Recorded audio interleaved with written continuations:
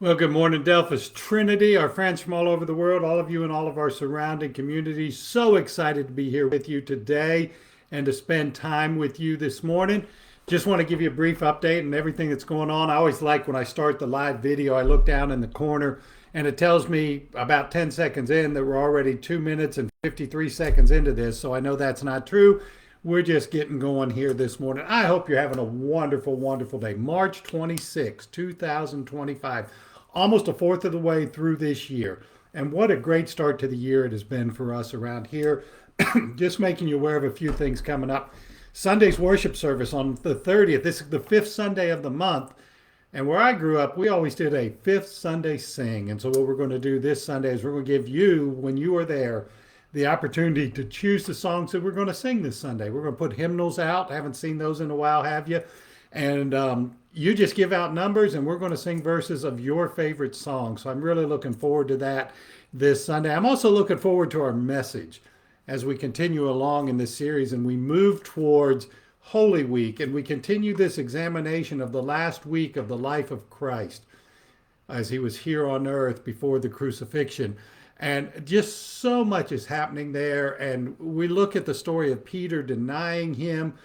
And now we're going to move on to his trial before Pilate. And one of the great things that was ever said and done, his trial before the high priest in Mark. And actually, one of the great things, or one of the interesting things about all this is Jesus actually went through basically six trials in one night. Six trials in one night. And from the time they arrested him in the garden to the time they crucified him was not that long. Drug him from place to place over the course of the evening. It's really something to study that last week. It's also something we've been studying Daniel. We had our third Bible study of Daniel on Tuesday evenings last night. We had 24 people, and we got through the stories. We went to that great story of Daniel in the lion's den, and we studied through that.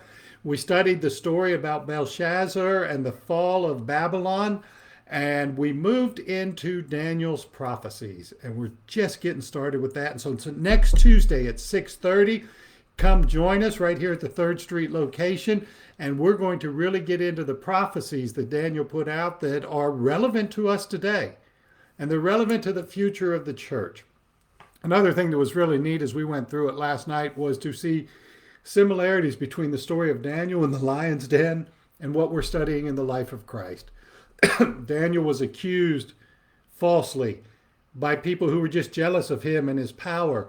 Daniel was arrested. Daniel was sentenced to death. Daniel was put in a place that was sealed with a stone with a signet ring over top of it. And Daniel came out of that tomb, out of that place. And it's so much just similarities. The Old Testament, the New Testament must be taken together to truly understand the immense love that God has shown for us and what he's done for us.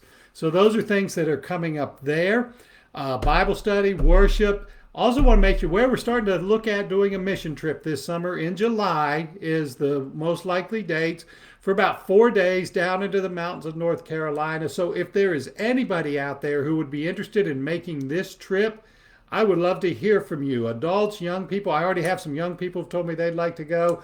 And we're going to go down and we're going to work with a relief organization down there and just help them out as they continue to minister to people who were so affected by last year's storms and who are still rebuilding lives. We don't want to forget them. We've done such a great job of taking care of them and getting stuff down there, but now we're going to go get hands on. So if you're interested in going in July, let me know. I'll be coming up with dates and details within the next few weeks and also costs. And so we can start looking at how we're going to be able to fund this. So I think those are all the little things that are going on right now. I just want to say spring is here and Holy Week is coming. And there's just so much to be excited about. Oh, Holy Week. Sunday, April the 13th, Palm Sunday.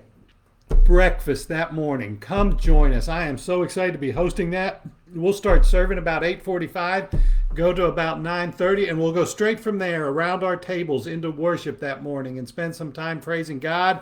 And we're going to follow that up later that day, right after the service, with our Easter egg hunt for our children. And then we're going to come back that night. We're the host church for the Delphus Ministerial Association's Palm Sunday Community Sing.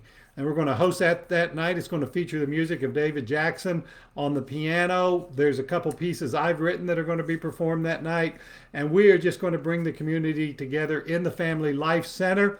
And so really, really looking forward to that. So I do think that's everything going on right now. I pray you have a blessed and wonderful day. I look forward to seeing all of you on Sunday morning at 10 a.m. Actually, come at like 9:55 so we can start at 10 a.m. for worship, and I will see you then. God bless you. Have a great week.